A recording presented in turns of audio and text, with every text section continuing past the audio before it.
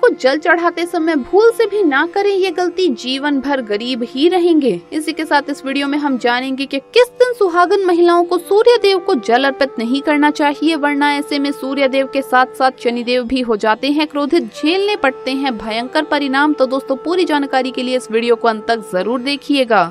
नमस्कार दोस्तों, स्वागत है आप सभी का एक बार फिर से। दोस्तों सच्ची श्रद्धा से कमेंट्स में जरूर लिखे हर हर महादेव, जय सूर्य देव। दोस्तों वैदिक काल से ही सूर्य को जल चढ़ाने की परंपरा रही है, जिसके पीछे कई वैज्ञानिक मत भी है कि सुबह के समय सूर्य को जल चढ़ाने से दिमाग एक अलग अवस्था के अंदर आ जाता है। लेकिन दोस्तों ज्योतिष शास्त्र की दृष्टि से देखा जाए तो सुबह के समय सूर्य को जल चढ़ाना बहुत ही अच्छा माना जाता है, क्योंकि सूर्य कुंडली का सबसे मुख्य और इम्पोर्टेंट ग्रह होता है। और इस ग्रह की स्थिति अगर ज्योतिष शास्त्र की दृष्टि से देखें, अगर आपके कुंडली के अंदर सूर्य शुभ अवस्था में हो तो उस व्यक्ति को समाज के अंदर मान सम्मान मिलता है, धन की प्राप्ति होती है और आय के नए स्तोत्र खुलते हैं। तो भगवान सूर्य को जल अर्पित करना आपकी किस्मत को संवारने के समान है।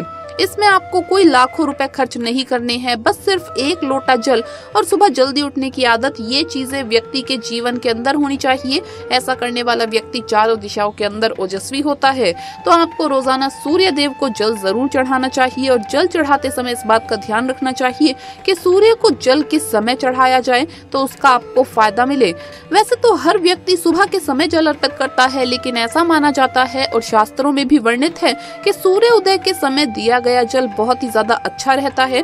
कई लोग क्या करते हैं कि उन्हें लेट उठने की आदत होती है और 8 बजे के बाद जल अर्पित करते हैं। ऐसे में भगवान सूर्य देव की कृपा के पात्र तो आप बनते हैं, लेकिन सुबह 8 बजे से पहले जो व्यक्ति जल अर्पित कर देता है उसके जीवन का तो कहना ही क्या।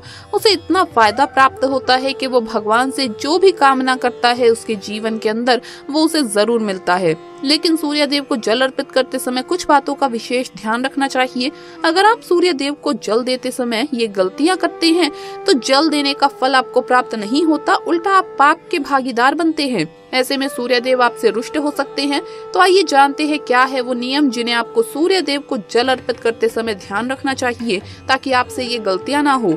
लेकिन उससे पहले दोस्तों आपसे रिक्वेस्ट है कि वीडियो को लाइक करें, अपने दोस्तों के साथ शेयर करें और अगर आपने अभी तक चैनल को सब्सक्राइब नहीं किया तो सब्सक्राइब करके बेल आइकन जरूर प्रेस कर लें। दोस्तों नंबर 1, अगर आप भगवान सूर्य देव को जल अर्पित करते हैं तो सबसे पहले तो इस बात का ध्यान रखें कि भगवान सूर्य देव को जल अर्पित करते समय वो आपके पैरों को नहीं लगना चाहिए, वरना आप पाप के भागीदार बनते हैं। तो इस बात का आपको ख्याल रखना चाहिए कि जल देते समय किसी गमले के अंदर आप जल दे सकते हैं या नीचे कोई भी पात्र रख ले और उस जल को जो पात्र में इकट्ठा हो गया है आप भगवान सूर्य देव को चढ़ाने के बाद चरणामृत के रूप में ग्रहण भी कर सकते हैं, लेकिन पैरों में वो जल नहीं लगना चाहिए। और सूर्य देव को जल अर्पित करने के बाद उस जल की परिक्रमा करनी चाहिए। आपको इस समय पैरों में चप्पल भी नहीं पहननी चाहिए। इसके बाद अपने हाथों से सूर्य देव को प्रणाम करने के बाद ही आपका दैनिक जीवन आपको शुरू करना चाहिए। आप जो भी कार्य करेंगे निश्चित तौर पर आपको उसमें सफलता मिलेगी। बाद में आप इस जल को किसी भी पेड़ की जड़ में डाल सकते हैं।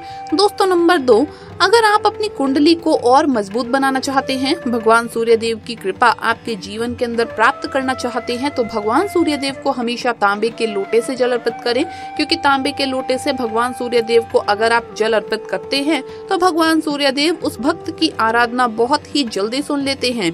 और अगर आपकी मनोकामना भगवान सूर्य देव ने सुन ली तो निश्चित तौर पर आपके जीवन के अंदर धन आगमन के स्तोत्र इतने बढ़ जाते हैं कि जिसकी आप कल्पना भी नहीं कर पाते। नंबर 3, अगर आपके जीवन के अंदर धन आगमन को लेकर परेशानी चल रही है, आप चाहते हैं कि आपके जीवन के अंदर जितना आप कमाते हैं वो तो रहे ही, साथ ही आय के नए स्तोत्र भी खुले और आपके जीवन के अंदर धन की बरकत देखने को मिले और अनावश्यक कारणों से आपका धन खर्च ना हो, तो दोस्तों ऐसा माना जाता है कि गुरु धन का स्वामी ग्रह होता है और गुरु देवता के पास जितना धन होता है उससे मात्र कुबेर ही प्रसन्न नहीं होते, माता लक्ष्मी भी प्रसन्न होती है, भगवान विष्णु भी प्रसन्न होते हैं। तो इसीलिए भगवान सूर्य देव को विशेष गुरुवार और मंगलवार के दिन जो जल आप अर्पित करेंगे उसमें थोड़ी सी हल्दी मिला लें। अब आप भगवान सूर्य देव से अपनी मनोकामना कहें और भगवान गुरु से प्रार्थना करें कि आपकी परेशानियां दूर हो और आपकी मनोकामना पूरी हो, और उसके बाद ही हल्दी मिले जल को चढ़ा दें। इससे आपकी कुंडली में गुरु ग्रह मजबूत होता है और कुंडली में गुरु ग्रह का मजबूत होना व्यक्ति के जीवन में कभी भी आर्थिक परेशानी नहीं आने देता। इससे कभी भी धन की कमी नहीं होती और आपके जीवन में धन के योग बनते हैं और धन की बरकत देखने को मिलती है। नंबर 4, बिना स्नान किए जल ना चढ़ाएं। भूल से भी ये गलती ना करें कि बिना स्नान किए सूर्य देव को जल चढ़ाएं। सूर्य देव को स्वच्छता बेहद ही पसंद है। ऐसे में अगर आप बिना स्नान किए उन्हें जल चढ़ाएंगे तो वो आपसे रुष्ट हो जाएंगे और आप जिस कारण से उन्हें जल चढ़ा रहे थे उस कार्य में भी आपको सफलता नहीं मिलेगी। दोस्तों नंबर 5, सबसे ज्यादा जो महिलाएं सवाल पूछती हैं वो ये है कि क्या मासिक धर्म के दौरान सूर्य देव को जल अर्पित किया जा सकता है या नहीं। तो चलिए इस बारे में जान लेते हैं।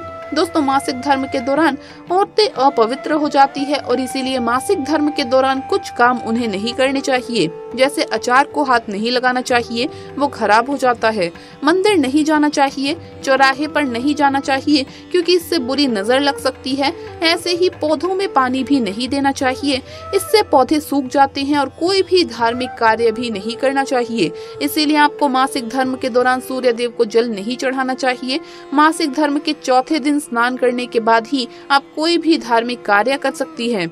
छठी बात, हाथ सर के ऊपर रखें। जब भी आप सूर्य देव को जल अर्पित करें तो आपके हाथ इतने ऊंचे होने चाहिए कि आपके सर के भी ऊपर हो। हमेशा अपने हाथ को सर के ऊपर रखकर ही सूर्य देव को जल अर्पित करना चाहिए। जब जल की धारा सूर्य देव को अर्पित करते वक्त गिरती है तो उसी धारा से सूर्य देव को देखना चाहिए। कहा जाता है कि ऐसा करने से व्यक्ति के ऊपर सूर्य देव की कृपा बनी रहती है और व्यक्ति के मन में सकारात्मक ऊर्जा भी प्रवेश करती है।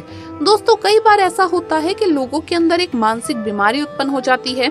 रात्रि को ज्यादा देर तक जागने की समस्या हो या पैर दुखने की समस्या हो, मन में बुरे विचार आते हैं जिसकी वजह से उन्हें नींद ना आ पाने की समस्या हो। तो दोस्तों इस बताए जाने वाले उपाय से आपको इन परेशानियों से छुटकारा मिल जाएगा। साथ ही साथ ये उपाय वो व्यक्ति भी कर सकता है जिसके जीवन में संतान सुख प्राप्त नहीं है, या अगर किसी की संतान बिगड़ेल है और आप उसे सुधारना चाहते हैं, या फिर आप संतान की प्राप्ति चाहते हैं तो आप उपाय कर सकते हैं। निश्चित तौर पर आपका कार्य बनेगा और आपके जीवन के अंदर संतान सुख देखने को मिलेगा। तो आपको बस करना ये है कि रात्रि में सोते समय अपने पास 1 लोटा जल भर कर रख दे और सिर्फ 2 लौंग आपको अपने तकिए के नीचे रखकर सोना है। अब आप जब सुबह उठे तो उस लोटे के अंदर उन दोनों लौंग को डाल दें और भगवान सूर्य देव से आपकी जो भी प्रार्थना है वो कह दें। इसके बाद आपको ओम आदित्याय नमः इस मंत्र का जप करते हुए भगवान सूर्य देव को जल अर्पित करना है और उसके बाद उस जल की कुछ बूंदे जो आप चढ़ा चुके हैं अपने हाथ में ले लीजिए और उसे अपने ऊपर छिड़क लें, या फिर जिस भी व्यक्ति के लिए आपने ये उपाय किया है उसके ऊपर छिड़क दें। ये उपाय आपको लगातार 21 दिन तक करना है। आपकी जो भी मनोकामना जिसके लिए आपने ये उपाय किया है वो जल्द ही पूरी होगी और आपको भगवान सूर्य देव की असीम कृपा देखने को मिलेगी। तो दोस्तों आपको ये वीडियो कैसा लगा हमें कमेंट्स में जरूर बताएं। इस वीडियो को लाइक करें, अपने दोस्तों के साथ शेयर करें और हमें सब्सक्राइब करना न भूलें। जल्द मुलाकात होगी अगली वीडियो में। हर हर महादेव, जय महाकाल।